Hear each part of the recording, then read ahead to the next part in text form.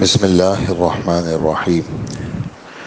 نحمده ونصلي ونسلم على رسوله الکریم اما بعد۔ حضرت ابو ہریرہ رضی اللہ تعالی عنہ جناب رسول اللہ صلی اللہ علیہ وسلم کا ارشاد نقل کرتے ہیں کہ کوئی شخص سونے کا مالک ہو یا چاندی کا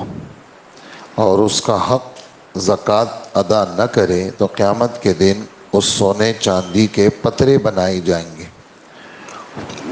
اور ان کو آگ میں سرخ کیا جائے گا۔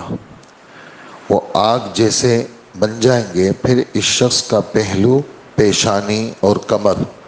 اس کو داغا جائے گا اور بار بار اسی طرح اس کو تپا تپا کر سرخ سرخ کر کے داغ دیے جاتے رہیں گے۔ قیامت کے پورے دن میں جس کی مقدار دنیا کے حساب سے 50,000 سال ہوگی، اس کے بعد اس کو جہاں جانا ہوگا جنت میں یا جہنم میں چلا جائے گا۔ جناب رسول اللہ صلی اللہ علیہ وسلم کا ارشاد ہے، جس شخص کو اللہ تعالیٰ نے مال دیا ہو اور وہ اس کی زکوٰۃ نہ ادا کرتا ہو تو وہ مال قیامت کے دن ایک ایسا سانپ بنا دیا جائے گا جو گنجا ہوگا اور اس کی آنکھوں پر 2 سیاہ نقطے ہوں گے۔ پھر وہ سانپ اس کی گردن میں توق کی طرح ڈال دیا جائے گا جو اس کے دونوں جبڑوں کو پکڑ لے گا اور کہے گا، میں تیرا مال ہوں، میں تیرا خزانہ ہوں۔ اس کے بعد جناب رسول اللہ صلی اللہ علیہ وسلم نے اس کی تائید میں قرآن پاک کی آیت وَلَا يَحْسَبَنَّ الَّذِينَ يَبْخَلُونَ والی پڑھی۔ اس سانپ کی ایک صفت تو یہ بیان ہوئی کہ وہ شجاع ہو، جس کا ترجمہ بعض علماء نے نر سے کیا ہے۔ بعض نے کہا کہ شجاع وہ سانپ کہلاتا ہے جو دم کے اوپر سیدھا کھڑا ہو کر مقابلہ کرے، اور دوسری صفت اس سانپ کی یہ بتائی کہ وہ گنجا ہوگا، اور گنجا اس لیے ہوگا کہ سانپ جب بہت زیادہ زہر والا ہوتا ہے، اس کے زہر کی شدت کی وجہ سے اس کے سر پر سے بال اڑ جاتے ہیں۔ اور تیسری صفت اس سانپ کی یہ بیان ہوئی کہ اس پر 2 سیاہ نقطے ہوں گے۔ 2 کالے نقطوں کا ہونا سانپ کے زیادہ زہریلے ہونے کی علامت ہوتی ہے، اور ایسے سانپ کی عمر بھی زیادہ ہوتی ہے۔ بعض علماء نے 2 نقطوں کے بجائے سانپ کے منہ میں زہر کی کثرت سے دونوں جانب زہر کا جھاگ ترجمہ کیا ہے۔ بعض نے 2 دانت جو اس کے منہ سے باہر دونوں جانب نکلے ہوئے ہیں اس کا ترجمہ کیا ہے۔ بعض نے 2 زہر کی تھیلیاں جو دونوں جانب لٹکی ہوئی ہوتی ہے ترجمہ کیا ہے، اور یہ سارے ترجمے بخاری شریف کی شرح ہے، فتح الباری وہاں سے نقل کیے ہیں۔ اس حدیث پاک میں زکوٰۃ نہ دینے پر اس کا مال سانپ بن کر کے توق پہنایا جائے گا، اور پہلی حدیث میں آگ پر گرم کر کے داغ دیا جائے گا، اور دونوں قسم کے عذاب قرآن پاک کی 2 آیتوں میں موجود ہیں، ایک 5ویں پارے میں اور ایک 10ویں پارے میں۔ دونوں عذابوں میں کوئی اشکال نہیں، مختلف اوقات کے اعتبار سے بھی فرق ہو سکتا ہے،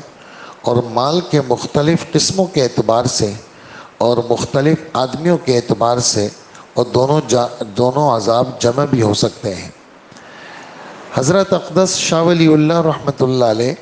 اپنی کتاب حجت اللہ البالغہ میں فرماتے ہیں، سانپ بن کر پیچھے لگنے میں اور پترے بن کر داغ دینے میں فرق اس وجہ سے ہے کہ آدمی کو اگر مختصر مال سے محبت ہے اور تفصیلی اس کے جز سے تعلق نہیں ہے تو اس کا مال ایک ہی چیز سانپ بن کر اس کے پیچھے لگ جائے گا، اور جس آدمی کو مال کے جز سے محبت ہو اور روپیہ اور اشرفی کو گن کر رکھتا ہو اور ہر جز کو بار بار سوچتا ہو تو اس کا مال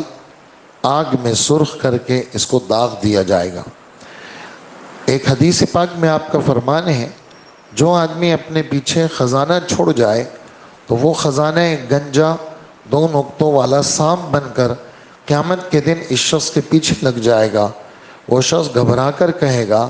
تو کیا بلا ہے؟ وہ کہے گا میں تیرا خزانہ ہوں جس کو چھوڑ کر تو آیا تھا۔ وہ سانپ سب سے پہلے اس کے ہاتھ کو کھائے گا، پھر سارے بدن کو۔ اللہ ہماری حفاظت فرمائے۔ قیامت کے عذابوں میں کثرت سے یہ بات ہے، جو شخص کسی عذاب کی وجہ سے ریزہ ریزہ ٹکڑے ٹکڑے ہو جائے گا، پھر عذاب کے مسلط ہونے کے واسطے اپنی اصلی حالت میں دوبارہ لوٹ کر کے عذاب کا محل بن جائے گا۔ دوستو یہ باتیں ہم مسلمان ہیں، ہم سب کے لیے ہیں، اس لیے اللہ جل جلالہ نے جن کو مالدار بنایا ہے، اور اس وقت دنیا کی کیفیت یہ ہے کہ ہر آدمی کہتے ہیں مجھ سے بڑا غریب کوئی نہیں ہے، حالانکہ تھوڑا سا سوچنے لگ جائے تو اس کے پاس بہت سارا پیسہ ہوتا ہے اور بہت سارا مال ہوتا ہے۔ اس لیے مالوں کا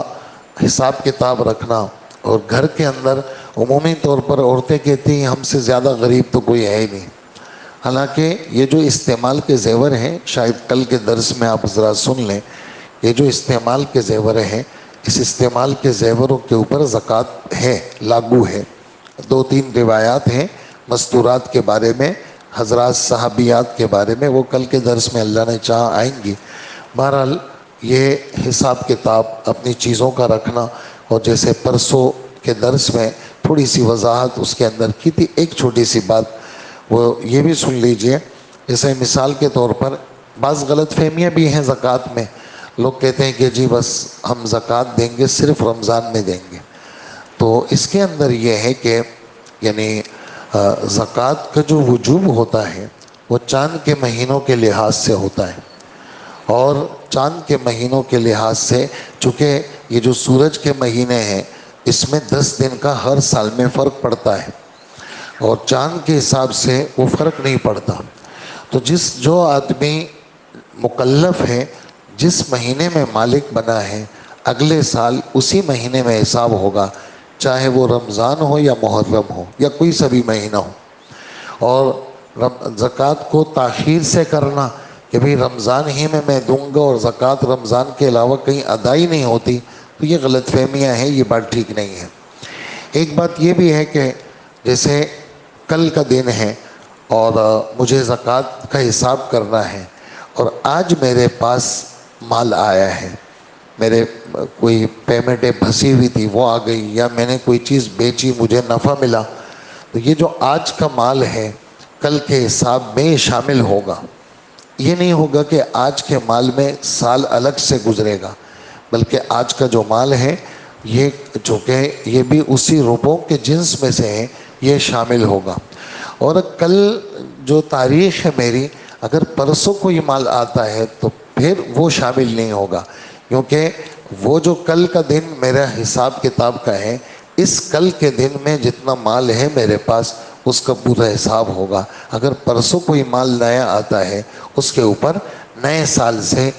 جو ہے وہ حساب کتاب لاگو ہوگا۔ تو اس کی چھوٹی چھوٹی جزیات ہوتی ہیں، بعض لوگوں نے فلیٹ بک کیے ہوئے ہوتے ہیں، اس میں پیسے دیے ہوئے ہوتے ہیں، کتنی ساری چیزیں ہیں چھوٹی چھوٹی، تو یہ علماء کرام سے پوچھنا اور اپنے مسائل کو بتانا۔ اور جیسے پرسوں بات آپ کی خدمت میں تفصیل سے آ گئی کہ مال تجارت اور اسی طرح استعمال کی چیزیں، یہ سب باتیں تھوڑی تھوڑی کر کے وہ بتائی، لیکن ہر آدمی کی چونکہ نوعیت الگ الگ ہے، اس لیے ہر آدمی اپنی ذات کے حوالے سے وہ مسئلوں کو پوچھے۔ باقی جو زیورات ہیں، چونکہ عورت خود مکلف ہے، جیسے نماز عورت کے ذمہ ہے، شوہر نماز نہیں پڑھتا، اور اسی طرح عورت کی طرف سے روزے بھی نہیں رکھتا، عورت خود روزے رکھتی ہے، تو اسی طرح حج بھی عورت خود کرتی ہے، صرف محرم کی شرط ہے۔ ایسے ہی زکوٰۃ عورت کے مال پر عورت پر واجب ہے، مرد پر واجب نہیں ہے۔ یہ تو مرد کی طرف سے احسان ہے کہ وہ اپنی بیوی کا بوجھ ہلکا کرنے کے لیے وکیل بن کے اپنے مال میں سے زکوٰۃ دیتا ہے، ورنہ اصل وجوب جو زکوٰۃ کا ہے، جیسے روزے کا وجوب عورت پر اور زکوٰۃ کا نماز کا وجوب عورت پر، ایسے ہی زکوٰۃ کا وجوب بھی عورت ہی کے مال میں عورت ہی کے اوپر ہے کہ وہ اپنا حساب پورا کرے اور پھر اس زکوٰۃ کی ادائیگی کی ترتیب بنائے۔ پھر اس کے بعد زکوٰۃ کے اندر ایک مرحلہ آتا ہے خرچ کے اعتبار سے، تو اس کے مصارف بھی اللہ نے قرآن میں گنوائے ہیں، ان کو دینے ہیں۔ جیسے کچھ لوگ اللہ کے رسول سے زکوٰۃ لینے آئے،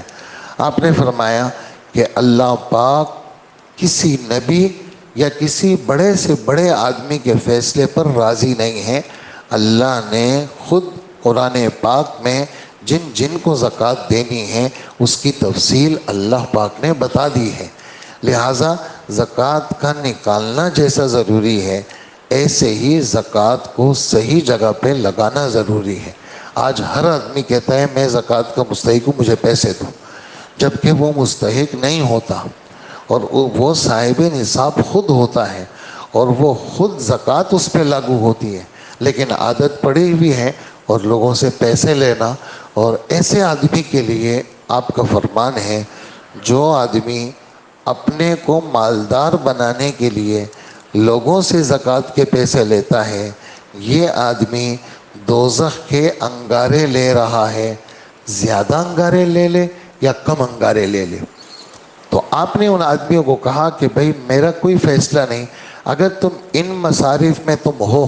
تو میں تمہیں دے دیتا ہوں، اور اگر ان مصارف میں تم نہیں ہو تو میں دینے سے معذور ہوں۔ تو زکوٰۃ کا نکالنا جیسے فرض، زکوٰۃ کا صحیح جگہ پہنچانا یہ بھی مسلمانوں کے ذمہ ضروری ہے۔ اللہ جل جلالہ ہمیں عمل کی توفیق عطا فرمائے۔ الحمدللہ رب العالمین،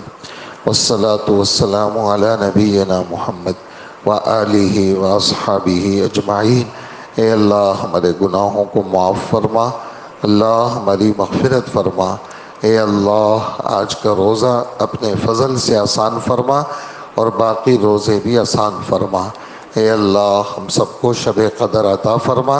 اور ہماری مغفرت فرما، ہمارے والدین کی مغفرت فرما، اللہ تمام ایمان والوں کی مغفرت فرما۔ اے اللہ ہر خیر عطا فرما، اے اللہ ہر شر سے حفاظت فرما، اے اللہ ہر قسم کے امراض ظاہرہ امراض باطنہ اس سے ہمیں شفا نصیب فرما۔ اے اللہ ہسپتالوں کے چکر لگانے سے یا اللہ ہماری حفاظت فرما، اور ہمیں ہر مرض سے معذور کر دینے والی بیماریوں سے اللہ ہم سب کی حفاظت فرما۔ یا اللہ ہمارے دائیں بائیں آگے پیچھے اوپر نیچے ہر طرح سے اللہ ہماری حفاظت فرما، ہم سب کی دعاؤں کو قبول فرما۔ وصلی اللہ وسلم علی نبینا محمد وآلہ واصحابہ اجمعین، آمین برحمتک یا ارحم الراحمین۔